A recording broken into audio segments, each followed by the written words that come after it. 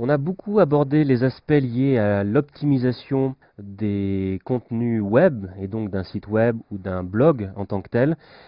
Aujourd'hui, on est face sur tous les différents moteurs à ce qu'on appelle la recherche universelle ou le référencement universel, parce qu'effectivement, les moteurs, au fur et à mesure des années, ont développé, ont augmenté le nombre de sources différentes qu'ils étaient capables d'indexer, et c'est ce qui donne lieu à ce type de page de résultats. Donc là, en l'occurrence, une recherche sur Michael Jackson, où vous avez tout un ensemble de résultats qui sont donc agrégés lors d'une même recherche. Vous avez par exemple, donc lors d'une recherche sur Michael Jackson, des horaires de cinéma qui vous sont directement proposés par Google.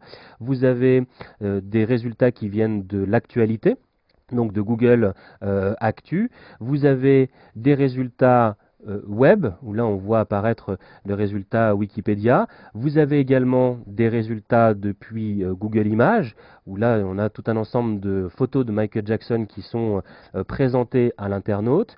Vous avez des résultats qui viennent de vidéos, toujours en rapport avec la recherche que vous avez réalisée, et des résultats qui viennent de blogs, ce qui permet à Google d'offrir sur une seule et même page tout un ensemble de résultats et de sources d'informations différentes. Il pourrait y en avoir encore beaucoup d'autres. Quand on fait une recherche sur le nom d'une entreprise, si elle est cotée en bourse, Google va nous afficher directement le cours de bourse.